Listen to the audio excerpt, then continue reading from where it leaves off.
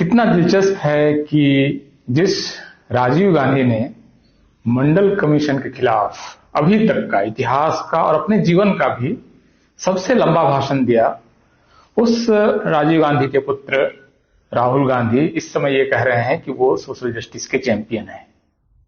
इसमें ऐसे तो कोई बुरा नहीं है कि आप पुत्र जो है वो पिता की गलतियों को ठीक करे, इसमें कोई दिक्कत नहीं है।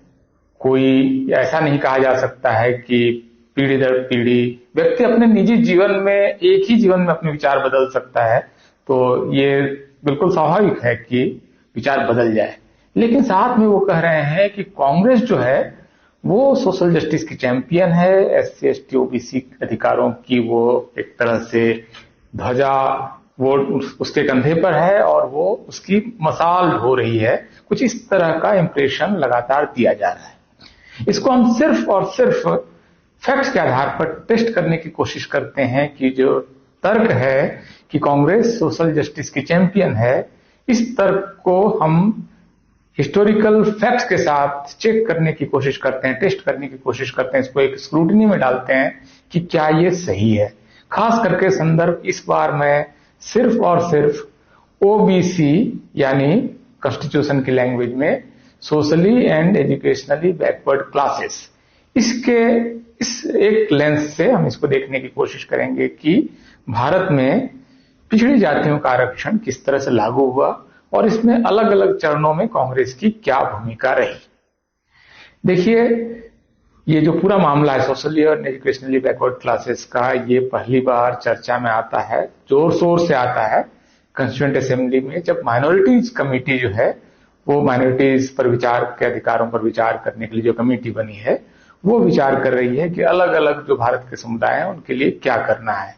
इसमें बहुत स्पष्ट रूप से आखिर में यह तय हो जाता है कि रिलीजियस आधार पर कोई आरक्षण नहीं देना है और शेड्यूल्ड कास्ट और शेड्यूल्ड ट्राइब को आरक्षण मिलेगा। लेकिन कॉन्स्टिट्यूएंट असेंबली इस बात पर बहुत सहमत नहीं हो पाती है कि ओबीसी या socially and educationally backward classes के लिए क्या किया जाए। तो उन्होंने संविधान में एक क्लॉज जोड़ा, आर्टिकल जोड़ा 340, उसमें कहा गया है कि सरकार जो है वो एक कमीशन बनाएगा, वो इनकी स्थितियों का पता लगाएगा और उपाय सुझाएगा, उसके हिसाब से सरकार एक्ट करेगी। ये आर्टिकल 340 है। ये 340 के आने के बाद स्वाभाविक था कि चूंकि भारत की लगभग आधी आबादी इन सोशल ग्रुप से है तो इनके लिए सरकार कुछ करेगी। लेकिन इसमें काफी विलंब हो रहा था, तो बाबा साहब ने जब नेहरू की कैबिनेट से लॉ मिनिस्टर के पद से इस्तीफा दिया तो उसमें जो उन्होंने कारण बताए, उसमें सबसे प्रमुख कारण ऑब्वियसली ये था कि हिंदू कोड बिल लागू नहीं हो रहा है जिसमें कि हिंदू धर्म का सुधार होना है, और इसके अलावा एक महत्वपूर्ण कोई कार्य नहीं दिया गया वगैरह वगैरह उन्होंने वजह बताई। एक प्रमुख वजह ये भी बताई कि आपने जो आर्टिकल 340 है उसके तहत सोशली और एजुकेशनली बैकवर्ड क्लासेस के लिए कुछ नहीं किया, आप इसको टाल रहे हैं। तो इसको उन्होंने अपने इस्तीफे की वजह बताई।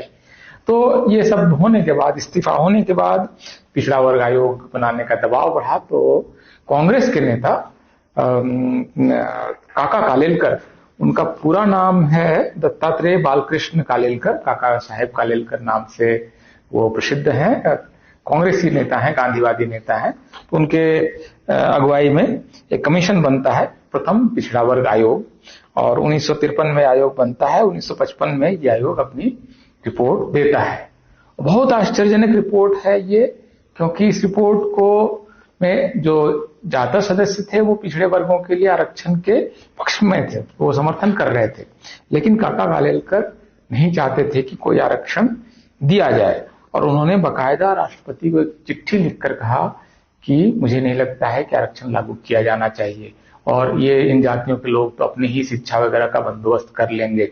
एक बहुत इंपॉर्टेंट चीज उन्होंने साथ में कही है, काका कालेलकर कमीशन ने अपनी रिपोर्ट में कही है, और इसको मेरे ख्याल से अंडरलाइन किया जाना चाहिए, इस संदर्भ में बहुत इंपॉर्टेंट हो गया है। और वो कह रहे हैं, उन्होंने अपनी रिपोर्ट में जो राष्ट्रपति को चिट्ठी लिखा उसमें कह रहे हैं, बहरहाल मेरी आंखें जाति आधारित लाभ देने को लेकर खुल गई जब मैंने पाया कि ऐसा करने से राष्ट्र के मुस्लिम ईसाई वर्ग पर इसका बहुत बुरा असर पड़ेगा। इससे मुझे काफी धक्का लगा और मैं इस निष्कर्ष पर पहुंचा कि हमने जो उपाय सुझाए हैं वह उस बुराई से भी बदतर है जिस पर हमें काबू पाना है। ये काका कालेलकर कमीशन की रिपोर्ट से जो उनका राष्ट्रपति को जो उन्होंने चिट्ठी लिखी है, ये आपको इंटरनेट पर मिल जाएगा, इसको आपको देखना चाहिए। काका कालेलकर कांग्रेस के नेता हैं और वो इसका विरोध कर रहे हैं कि ओबीसी को कोई आरक्षण नहीं दिया जाना चाहिए। इस पर बाद में मंडल कमीशन क्या कहता है ये मैं आपको बाद में बताऊंगा। तो काका कालेलकर कमीशन की रिपोर्ट उसके बाद आई, चूंकि ये लागू होना ही नहीं था, सरकार की उसमें कोई मंशा भी नहीं थी इसको लागू करने की, देश नया नया आजाद हुआ था, कोई नया शायद वो नया कुछ और सरकार उसमें करना भी नहीं चाहती थी, तो ये लागू नहीं हुआ। अब काका कालेलकर की कमीशन तो लागू नहीं हुई, लेकिन नीचे से ओबीसी का दबाव बढ़ रहा था।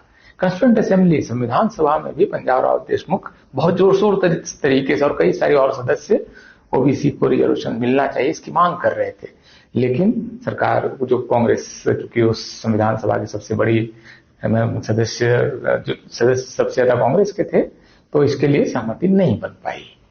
एनीवेज, तो बहुत दबाव पड़ते पड़ते ये हुआ कि दूसरा पिछड़ा वर्ग आयोग बनाना पड़ेगा, और ये काम जो हुआ ये जनता पार्टी की सरकार ने किया। जब कांग्रेस ने अपने इसके बाद जो काका कालेलकर कमीशन की रिपोर्ट आ गई थी 1955 में, इसके बाद से 1977 तक इस बारे में कुछ नहीं हुआ।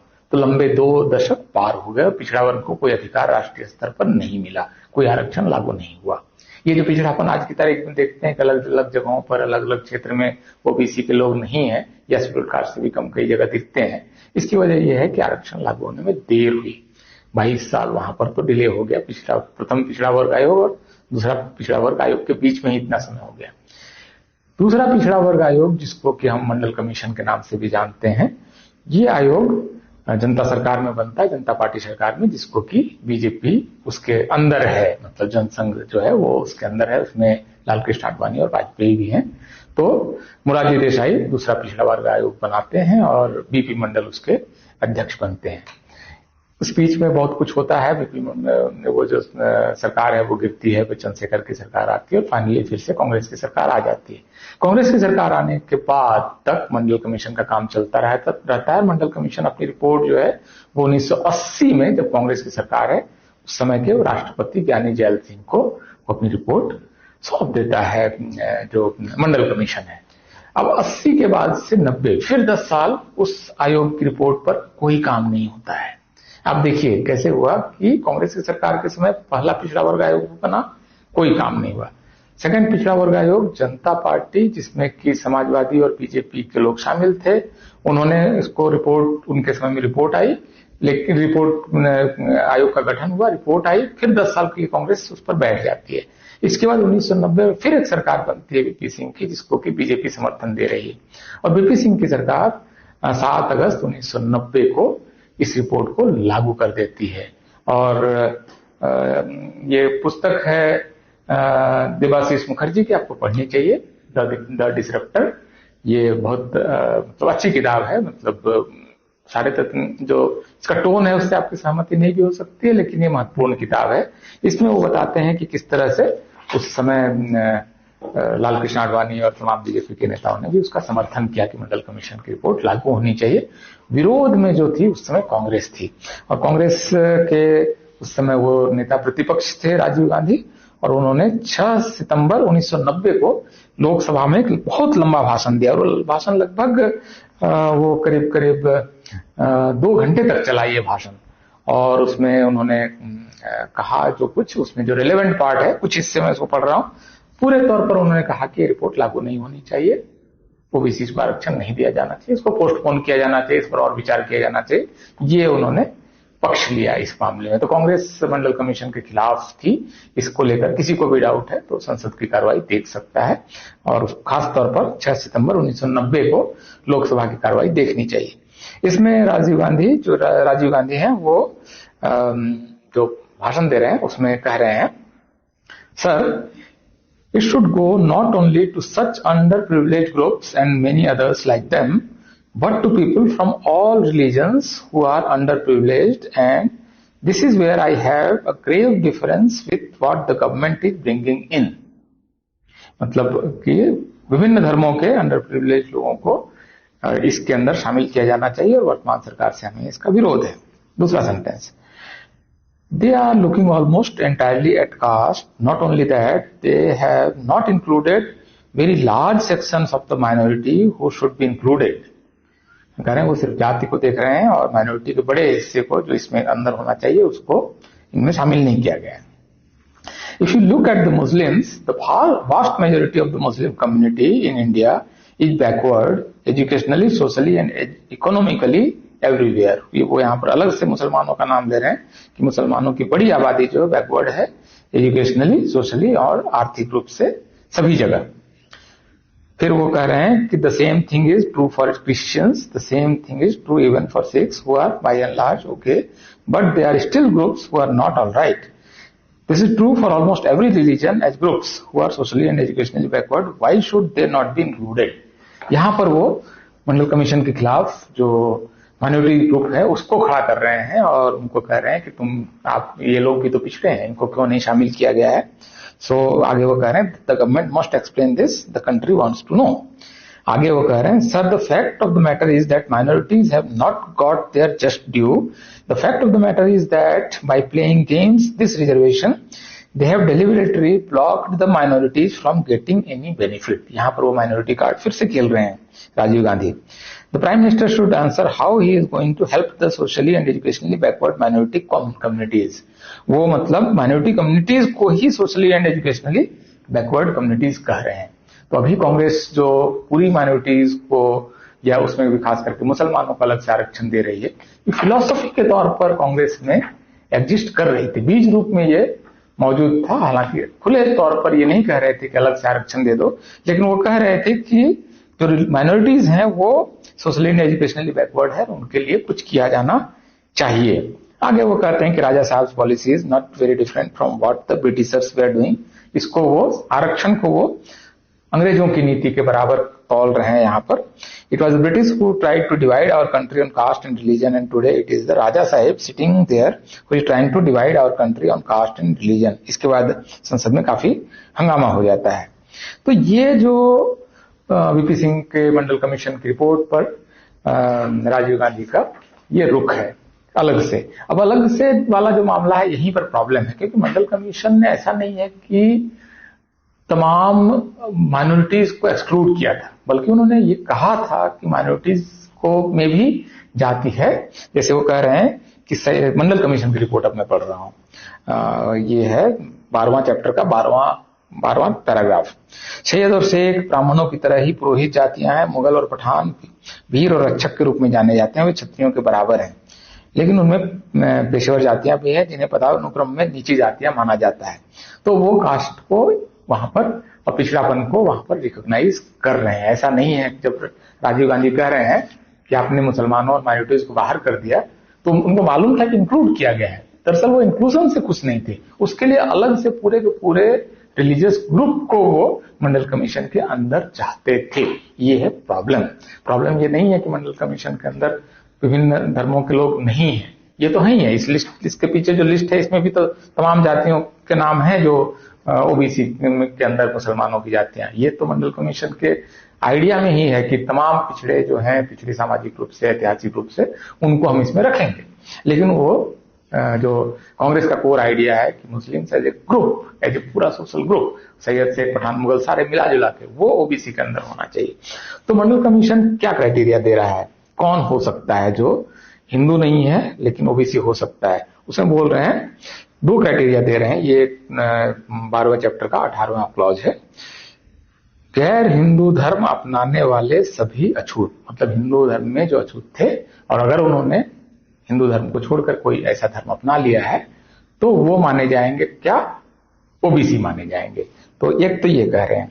दूसरा ये है कि ऐसे पेशागत समुदाय जिसे उनके परंपरागत वंशानुगत पेशे के नाम पर जाना जाता है और जिनके हिंदू समकक्षों को हिंदू ओबीसी सूची में शामिल किया गया है, ऐसी जातियां भी बेशक वो मुसलमान या क्रिश्चियन हो वो ओबीसी मानी जाएगी. इसमें वो नाम भी ले रहे हैं, धोबी, तेली, धीमर, नाई, गुर्जर, कुम्हार, लोहार, दर्जी, बढ़ई आदि.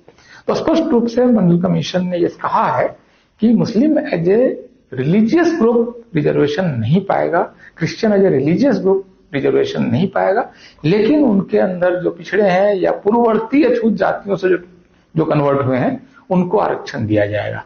तो मुझे लगता है कि कांग्रेस ने जो किया अपने यूपीए 1 और यूपीए 2 में, उसी को पॉलिसी माना जाएगा। चुनाव के समय जो करता है वो तो राजनीति है, नीति वो है जब सरकार रहती है तो आप नीतियां लागू करते हैं। आपकी नीति में यह था कि मुसलमानों को एज ए सोशल ग्रुप हमको आरक्षण देना है। आपने ईसाइयों को भी नहीं दिया, या तो आप ईसाइयों को भी देते तो माना जाता कि सारी माइनॉरिटीज को आप दे रहे हैं, ये भी नहीं था।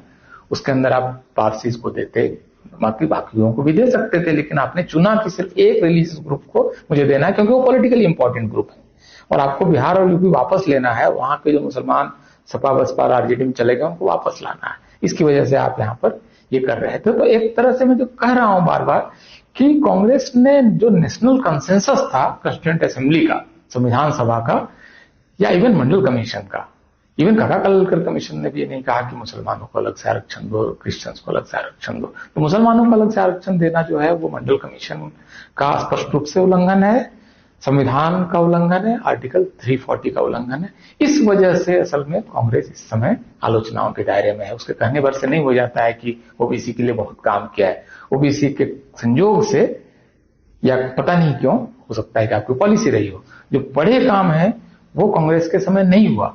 आपके समय प्रथम पिछड़ा वर्ग आयोग की रिपोर्ट लागू नहीं हुई, आपके समय मंडल कमीशन का गठन नहीं हुआ, आपके समय मंडल कमीशन की रिपोर्ट 10 साल धूल खाती रही।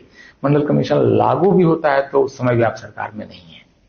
संयोग से इनमें से 2 मौकों पर बीजेपी मौजूद है, मंडल कमीशन जिसमें गठन होता है और मंडल कमीशन जिसमें लागू होता है। 1978 जब लागू होता है और 1978 जब मंडल कमीशन की स्थापना होती है और जब 1990 जब मंडल कमीशन लागू होता है, उस दोनों समय बीजेपी सरकार में है। तो जिसको कहा जाता है कि सोशल जस्टिस की विरोधी है, वो पार्टी तो दोनों जगह मौजूद है। उन दोनों मौकों पर कांग्रेस विरोध में खड़ी है। बहुत बहुत शुक्रिया, धन्यवाद।